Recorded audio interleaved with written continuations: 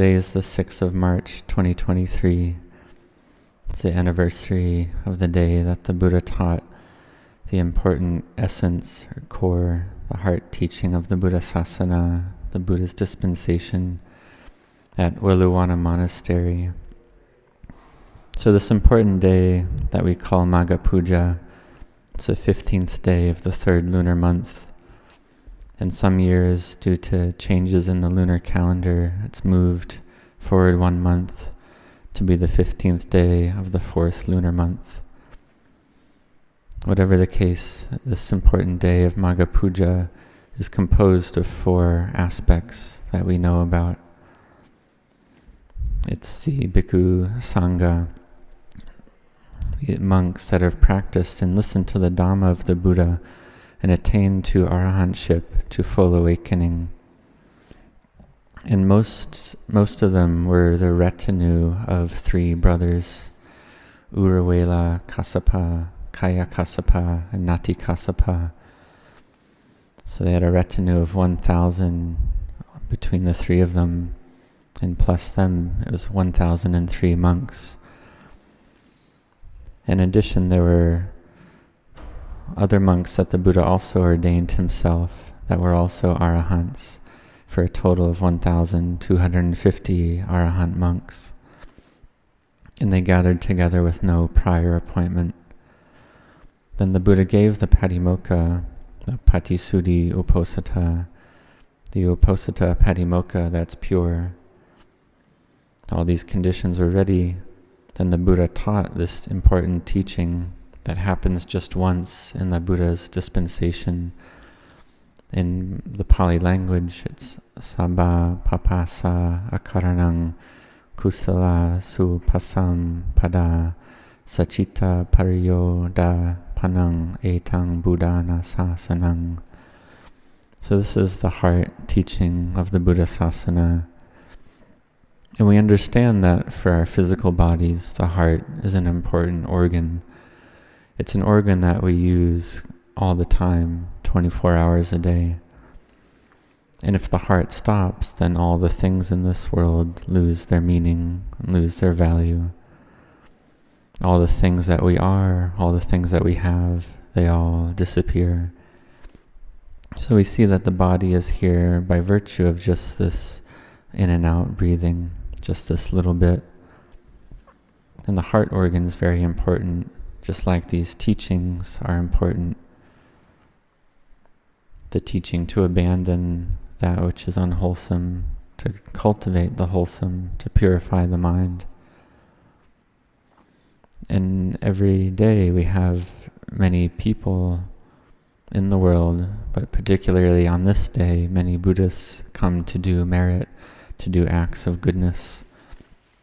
Venerable Ajahn Chah taught that there's many people that seek out merit, but they don't seek the abandonment of unwholesomeness. So this merit is something we should do. Like we have forest cloth ceremonies, katina ceremonies. And these are things that we gather together, organize, and celebrate. But then on these days, people often drink a lot of alcohol. Then they engage in drunken behavior even more than usual on these days. So this abandonment of unwholesomeness, it's that first step that we do in the beginning. So all of us have been doing this all year long. And we see that the quality of stinginess is a type of unwholesomeness. This material wealth that we get, it's difficult to get. In order to gain material wealth, we have to learn in school, study, we have to grow up, mature, learn how to do a job, and we have to use a lot of patient endurance in order to get material wealth. So this material wealth, once we've gained it, then we think to use that wealth for something even more useful, even more beneficial, which is the doing of merit and goodness, helping those that are less fortunate than us, helping the poor according to our strength and energy. We do different types of merit, like building roads, helping with electric costs and water costs, digging water ponds, building the buildings of Buddhism. And this is so that those who are suffering are able to receive ease and convenience, like building a road, for example. And some intelligent individuals give money for the cost of electricity, because we see that at night the street lights light up the area in the monastery and all different monasteries. And if there's no electricity, this is dangerous for the lives of the humans there, because the people there might step on a dangerous animal like a snake, which can be deadly. So we do this merit in giving, and we do it to the same degree that we feel stinginess.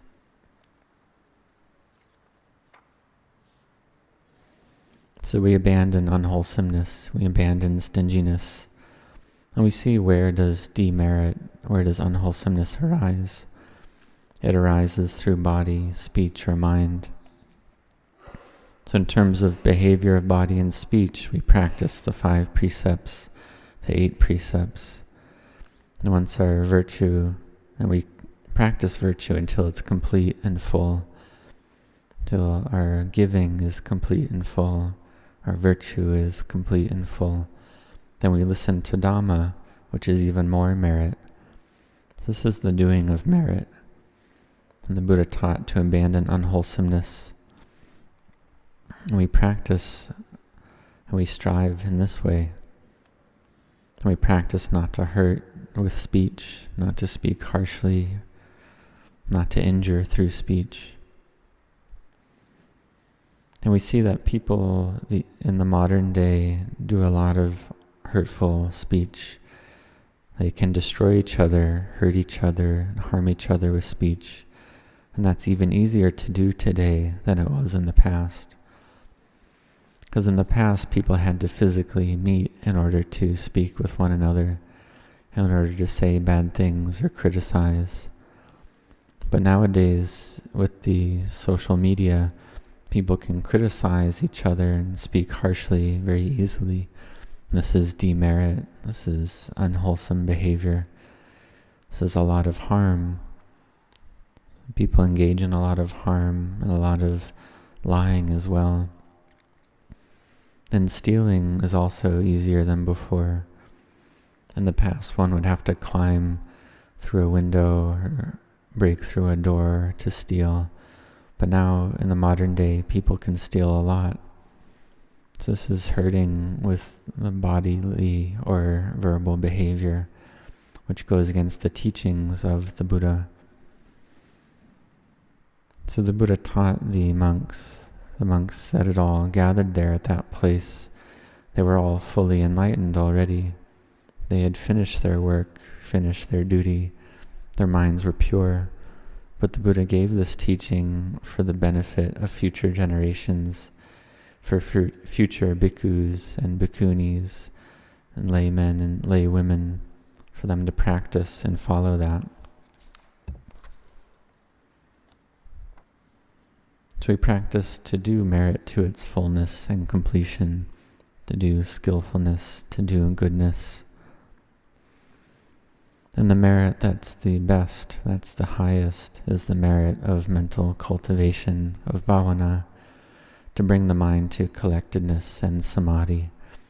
This is the best or highest merit. It's a great amount of merit.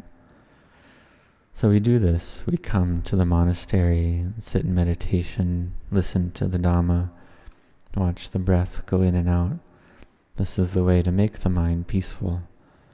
We recollect the Buddha that has such great compassion, vast and limitless compassion, where we can't find the end to it.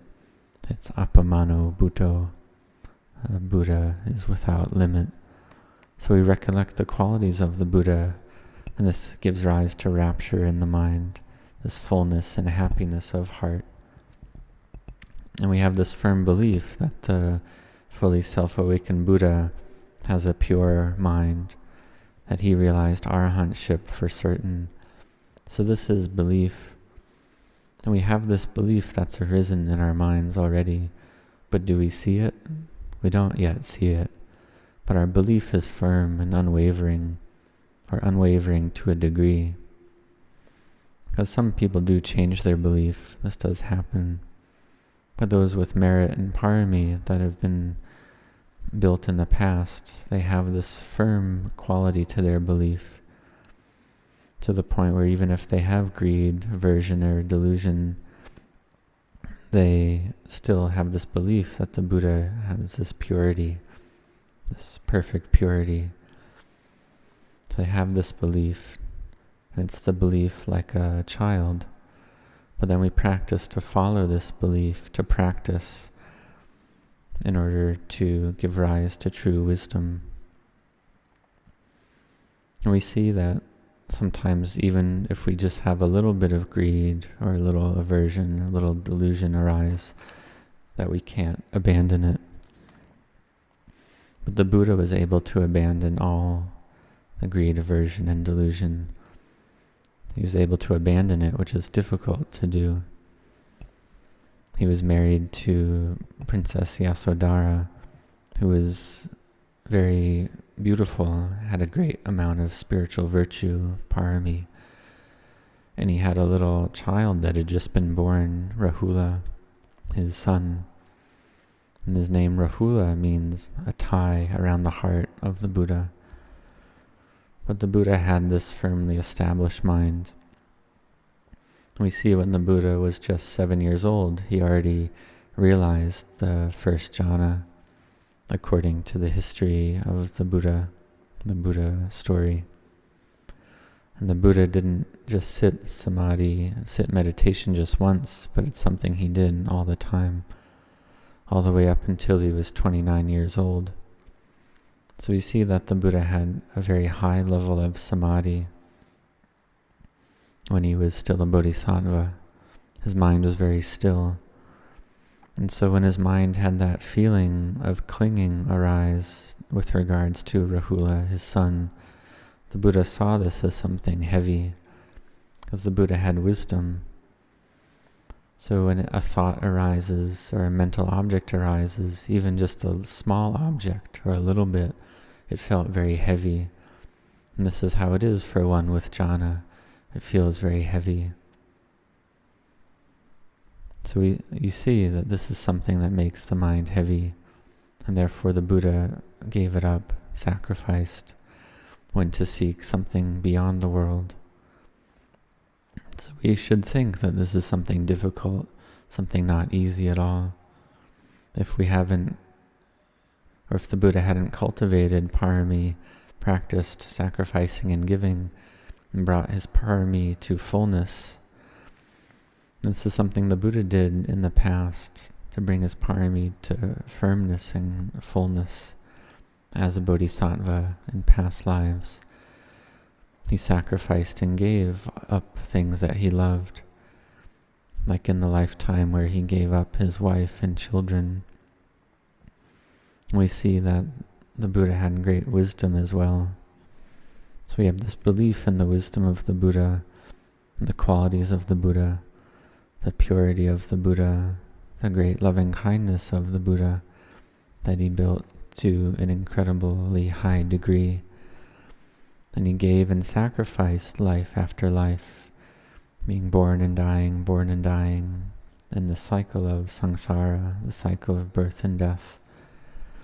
And we should think that in this life, we sacrifice and give for our families, something that we can do.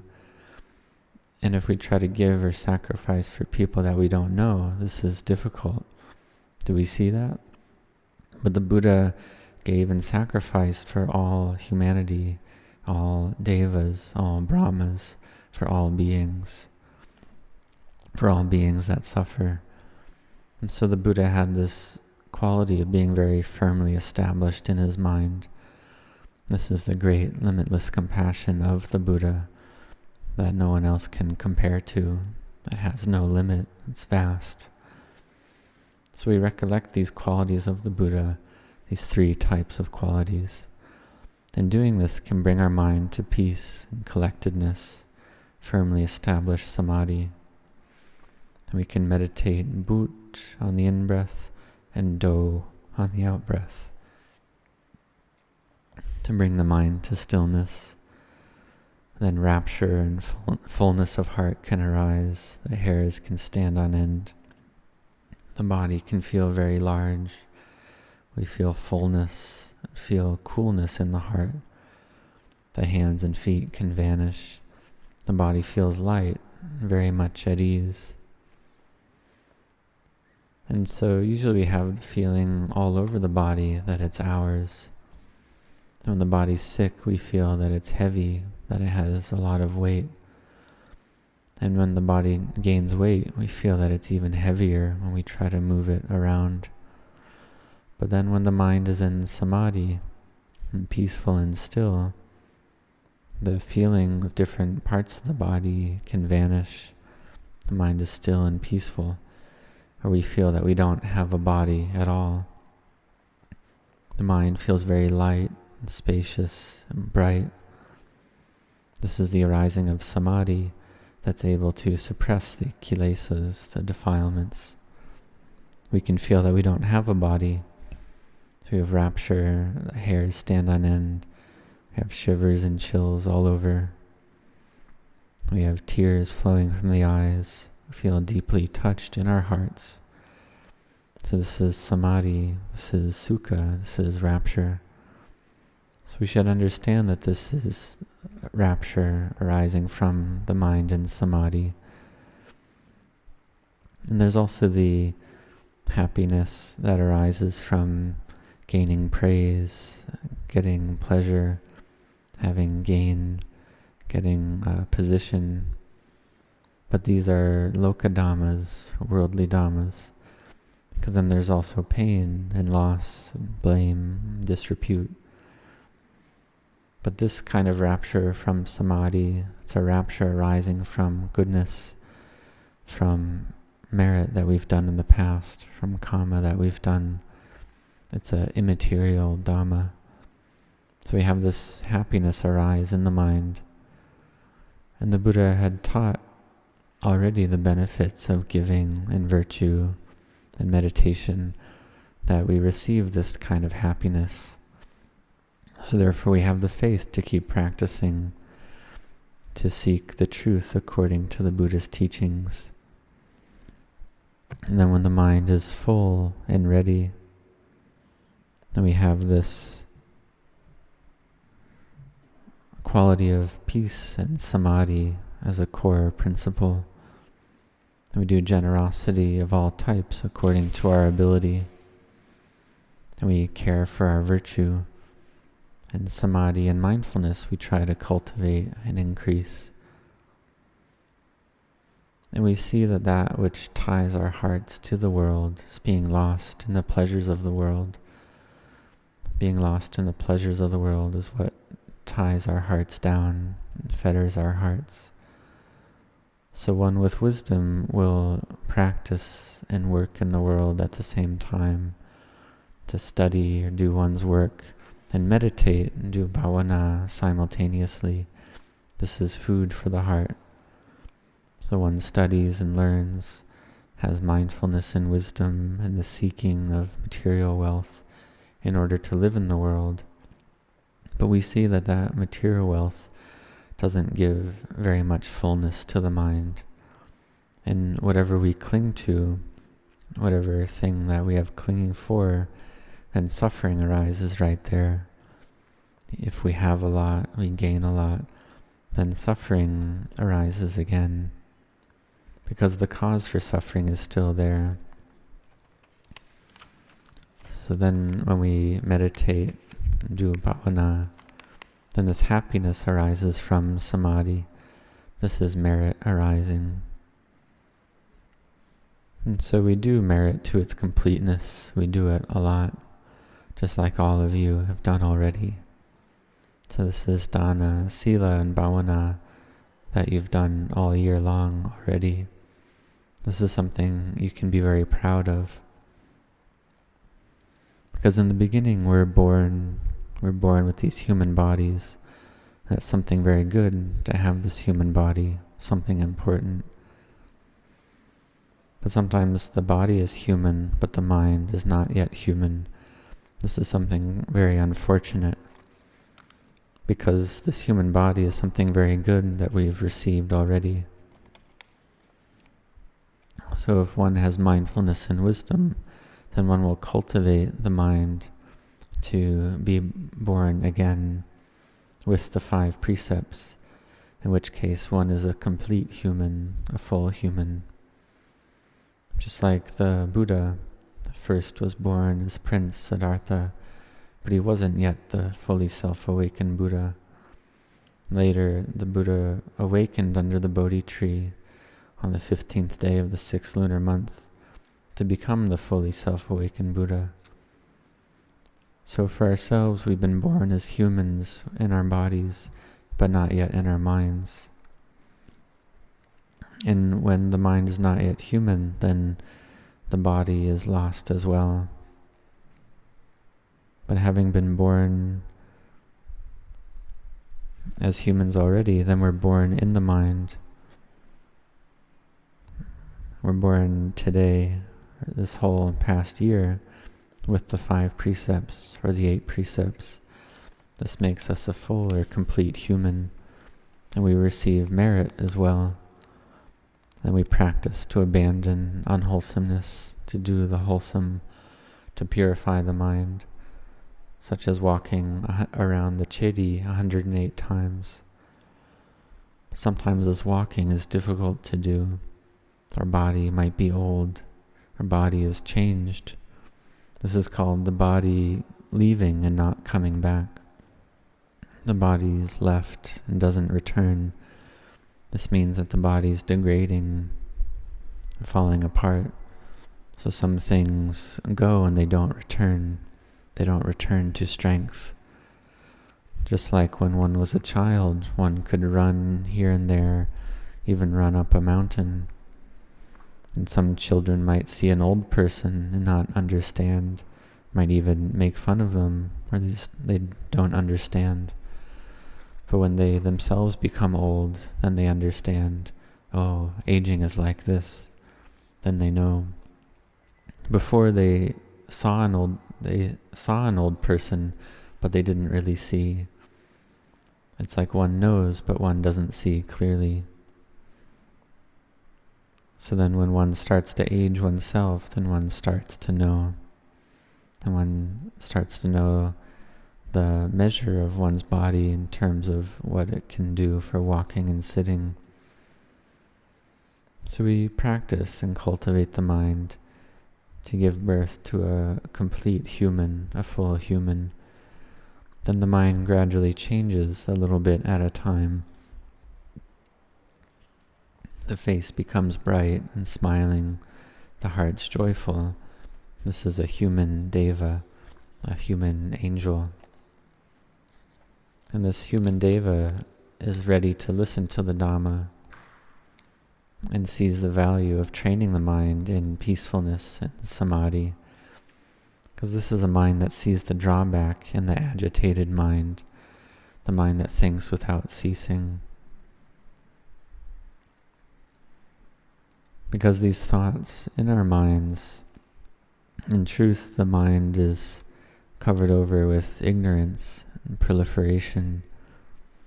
This ignorance that gives rise to conditioned formations, and the mind proliferates, becomes agitated and troubled. So therefore we have to train the mind, we have to practice. Just like we go home, before we sleep, we can chant and meditate. We can do an abbreviated version of the evening chanting and sit meditation, close our eyes and watch the breath go in and out. Then we can see and observe what's the mind agitated about. Because all day long we receive these moods and sense impressions. And all of these sense impressions and moods, they're all about the self.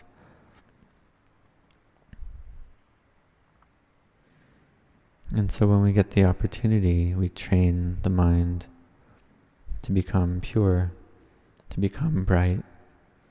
Because the mind that doesn't have samadhi can't realize purity. the mind without samadhi is covered over under the influence of ignorance. So we come to train and practice to bring the mind to wisdom in order to see according to the truth, at least sometimes. Because the mind in samadhi is able to see impermanence, suffering, and not self, to give rise to wisdom, to give rise to purity, the pure mind. And so this is something that we're able to do. And we have this goal already. We need this goal of Nibbana. It's the goal of all of us. And so therefore we don't hurt or harm anyone by actions of body or speech. And sometimes we seek out quiet and secluded places for ourselves to give ourselves the opportunity to practice and train the mind. So today is Magha Puja Day. The yearly anniversary has come around again. And since the Buddha taught the Ovada Patimokkha on Magha Puja Day, that was 2,611 years ago. And it's been 2,566 years since the Parinibbana of the Buddha. So we practice the Dhamma, we're able to see the Dhamma, and we're able to see the Buddha in our minds again. So may all of you set your hearts on this. May you all have happiness, prosperity, and well-being.